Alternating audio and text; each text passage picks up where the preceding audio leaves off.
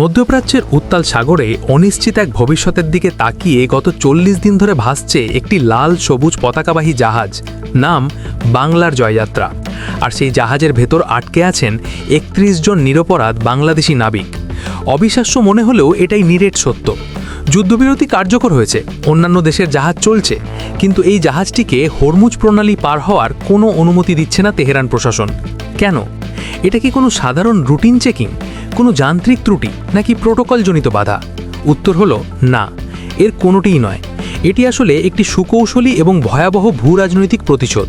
অর্থাৎ ইরান সরাসরি বাংলাদেশের ওপর একটি প্রতিশোধ নিতে চাইছে। কিন্তু কেন?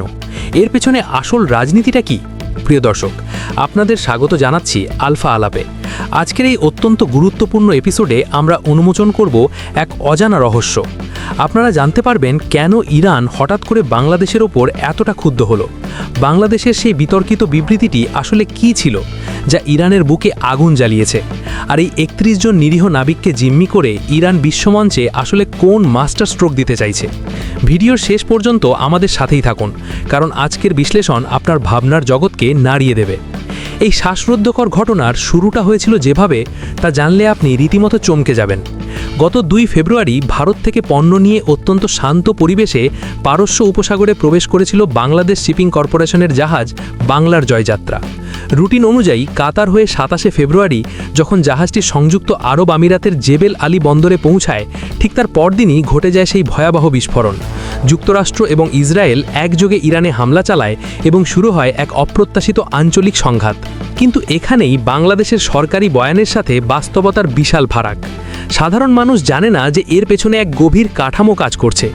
যুদ্ধবিরতি কার্যকর হয়েছে, অন্যান্য দেশের জাহাজ চলছে, কিন্তু বাংলার জয়যাত্রা নামের জাহাজটিকে হরমুজ প্রণালীর কাছাকাছি আসা মাত্রেই তেহরান প্রশাসন তাদের মুখের ওপর শক্তভাবে দরজা বন্ধ করে দিয়েছে। বাধ্য হয়ে জাহাজটিকে আবার শারজাহা বন্দরের দিকে ফিরে যাওয়ার নির্দেশ দেওয়া হয়েছে। চারদিকে যখন মিসাইল আর ড্রোনের ছড়াছড়ি, তখন একটি নিরস্ত্র বাণিজ্যিক জাহাজের এই ফিরে যাওয়া আসলে কতটা ভয়াবহ মানসিক চাপের, তা হয়তো আমরা কল্পনাও করতে পারছি না। চলুন পুরো দৃশ্যপটটি একদম সহজ এবং প্রাঞ্জল ভাষায় ডিকনস্ট্রাক্ট করা যাক। প্রথমেই একটু অঙ্কের হিসেবটা মিলিয়ে নিই। শুনলে শিউরে উঠবেন দর্শক। ৩১ জন নাবিক এই মুহূর্তে সমুদ্রের বুকে আক্ষরিক অর্থেই এক প্রকার বন্দি জীবন পার করছেন। জাহাজটি প্রতিদিন ১৮ টন সামুদ্রিক জল পরিশোধন করতে সক্ষম, যার জন্য ইঞ্জিন পুরোদমে চালু রাখতে হয়। কিন্তু বর্তমানে অনিশ্চিত ভবিষ্যতের কারণে বেঁচে থাকার চরম তাগিদে রেশনিং করে পানির ব্যবহার দৈনিক মাত্র ৬ টনে নামিয়ে আনা হয়েছে। বাংলাদেশ শিপিং কর্পোরেশন নিশ্চিত করেছে যে নাবিকদের মনোবল ধরে রাখার জন্য তাদের দৈনিক খাবারের বরাদ্দ জন প্রতি $৭ থেকে বাড়িয়ে $১২ করা হয়েছে। দেওয়া হচ্ছে বেসিকের সমপরিমাণ ওয়ার অ্যালাওয়েন্স বা যুদ্ধকালীন ভাতা। একটু ঠান্ডা মাথায় ভাবুন দর্শক। রুশ সংবাদ সংস্থা তাস একটি অত্যন্ত এক্সক্লুসিভ তথ্য প্রকাশ করেছে। তারা জানিয়েছে ইসলামী বিপ্লবী গার্ড বাহিনী বা IRGC তাদের নতুন নিয়ন্ত্রক কাঠামোর অধীনে প্রতিদিন অন্তত ১৫টি জাহাজকে হরমুজ প্রণালী দিয়ে যাতায়াতের অনুমতি দিচ্ছে। অর্থাৎ পথ কিন্তু খোলা আছে। প্রতিদিন ১৫টি জাহাজ পার হচ্ছে তাদের নিজ নিজ গন্তব্যে, কিন্তু শুধুমাত্র বাংলাদেশের জাহাজটিকেই আটকে দেওয়া হচ্ছে। বিশ্বের প্রায় ১/৫ পরিশোধিত তেল এই নির্দিষ্ট রুট দিয়ে পার হয়। সেখানে একটি নির্দিষ্ট দেশের কার্গো জাহাজকে আটকে দেওয়ার অর্থ শুধু অর্থনৈতিক ক্ষতি নয়, বরং এটি একটি অত্যন্ত স্পষ্ট এবং ধারালো কূটনৈতিক সিগন্যাল। এই মুহূর্তে জাহাজটি শারজাহার দিকে মুখ ঘুরিয়ে দাঁড়িয়ে আছে, আর সেই সাথে থমকে আছে বাংলাদেশের পুরো ডিপ্লোম্যাটিক এস্টাবলিশমেন্ট। এর পেছনের রাজনীতিটা আসলে কি? ইরান আসলে কি চাইছে? আমরা যদি এখানে একটি ডমিনো এফেক্ট বা চেইন রিয়াকশনের লেন্স দিয়ে পুরো ঘটনাটিকে দেখি, তাহলে খুব সহজেই বুঝতে পারবো একটিমাত্র ভুল কূটনৈতিক সিদ্ধান্ত কিভাবে আজ এই দম বন্ধ করা পরিস্থিতির জন্ম দিয়েছে। কিছুদিন আগে ইরান এবং আমেরিকার এই প্রত্যক্ষ সংঘাতে বাংলাদেশ রাষ্ট্রীয়ভাবে একটি অফিসিয়াল বিবৃতি প্রদান করেছিল।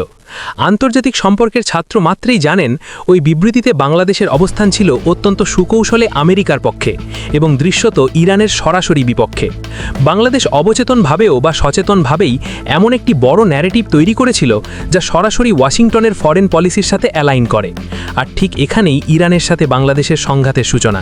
ইরান, যারা এই মুহূর্তে মধ্যপ্রাচ্যে নিজেদের অস্তিত্ব এবং হেজেমনি রক্ষা করার এক মরণপন্ন লড়াইয়ে লিপ্ত, তারা বাংলাদেশের এই একপাক্ষিক অবস্থানকে কোনোভাবেই ভালোভাবে নেয়নি। তারা এই বিবৃতিকে একটি ডিপ্লোম্যাটিক বিট্রিয়াল বা কূটনৈতিক বিশ্বাসঘাতকতা হিসেবে দেখছে। ইরান খুব ভালো করেই জানে সামরিকভাবে বাংলাদেশের উপর আঘাত হানার কোনো যৌক্তিকতা বা প্রয়োজন তাদের নেই, কিন্তু তারা অত্যন্ত চতুরতার সাথে IRGCর মাধ্যমে হরমুজ প্রণালীর এই আন্তর্জাতিক চেকপয়েন্ট ব্যবহার করে ঢাকাকে একটি শক্ত বার্তা দিচ্ছে। ইরান মূলত আঙুল দিয়ে বোঝাতে চাইছে যে আমেরিকার পক্ষে বিবৃতি দিয়ে মধ্যপ্রাচ্যের এই গেম অফ থর্নসে নিরাপদে থাকা যাবে না। এর মানে হলো ৩১ জন নাবিক এবং বাংলার জয়যাত্রা আজ কোনো সাধারণ বাণিজ্যিক জাহাজ নয়, তারা আন্তর্জাতিক ভূরাজনীতির দাবা খেলায় দুটি শক্তিশালী পরাশক্তির মাঝে আটকে পড়া অসহায় ঘুঁটি মাত্র। ইরান এখানে শুধু বাংলাদেশকেই মেসেজ দিচ্ছে না, তারা গ্লোবাল সাউথের অন্যান্য দেশগুলিকেও এই প্রচ্ছন্ন বার্তাটাই দিচ্ছে। ইরানের স্বার্থের বিরুদ্ধে গিয়ে ওয়াশিংটনের হাত ধরলে তোমার ইকোনমিক এবং ট্রেড রুটস আর কখনোই নিরাপদে থাকবে না। এটি পলিটিক্যাল সাইকোলজির একটি টেক্সট বুক এক্সাম্পল। বাংলাদেশ কি তাহলে নীরবে পশ্চিমা ব্লকে ঢুকে পড়ল? আর যদি ঢুকেই পড়ে, তবে বিপদের দিনে পশ্চিমা পরাশক্তিটি বাংলাদেশের জাহাজটিকে পার করার জন্য ইরানের উপর কোনো কূটনৈতিক চাপ কেন প্রয়োগ করছে না?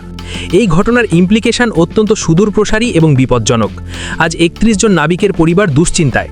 বাংলাদেশ শিপিং কর্পোরেশন প্রতিদিন হাজার হাজার ডলারের আর্থিক ক্ষতির সম্মুখীন হচ্ছে, কিন্তু লং টার্মে এর থেকেও বেশি ভয়াবহতা অপেক্ষা করছে। ইরান এই নীতি অব্যাহত রাখলে অদূর ভবিষ্যতে মধ্যপ্রাচ্য থেকে বাংলাদেশের জ্বালানি তেল আমদানি এবং এক্সপোর্ট ইম্পোর্টে বিশাল এক অভূতপূর্ব ঝুঁকির মধ্যে পড়বে। প্রিয় দর্শক, আমেরিকার পক্ষে দেওয়া ওই একটি বিবৃতি আজ বাংলাদেশের ভবিষ্যৎ এনার্জি সিকিউরিটি এবং বাণিজ্যের উপর যে বিশাল অন্ধকার ছায়া ফেলেছে তা নিয়ে আপনার কি মনে হয়? বাংলাদেশের বিবৃতিকে কেন্দ্র করে ইরানের এই জাহাজ আটকানোর বিষয়টিকে আপনি কিভাবে দেখছেন? কমেন্ট বক্সে আপনার মূল্যবান মতামত আমাদের জানিয়ে দিন। আর আন্তর্জাতিক রাজনীতির এমন সব গভীর এবং এক্সক্লুসিভ বিশ্লেষণ নিয়মিত পেতে আলফা আলাপ চ্যানেলটি এখনই সাবস্ক্রাইব করুন। দেখা হবে আগামী পর্বে।